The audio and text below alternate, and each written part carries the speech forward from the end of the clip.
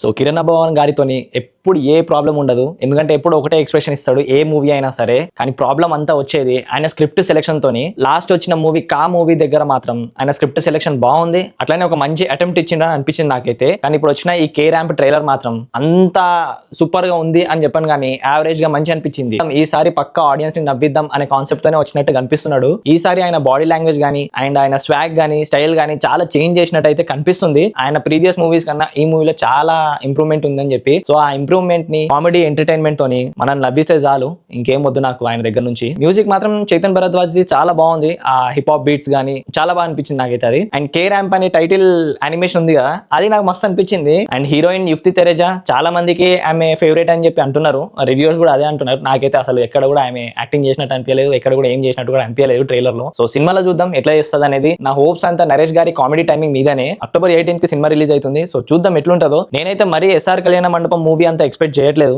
Just theatre లో కూర్చున్నంత సేపు నవ్వించి మంచి ఒక కామెడీ ఎంటర్టైన్మెంట్ అనేది ఆడియన్స్ కి ఇస్తే చాలు అని చెప్పి నేను కోరుకుంటున్నా. ఎందుకంటే కిరణ్ అబ్బవరం మూవీస్ లో నాకు కా తప్ప ఇంకా వేరే ఏ మూవీ నచ్చలేదు. రాజారాణి కూడా మీకు నచ్చిందేమో, నాకైతే నచ్చలేదు అది. సో చూద్దాం ఎట్లుంటుందో. సైనింగ్ ఆఫ్ ఫ్రమ్ మూవీ తక్.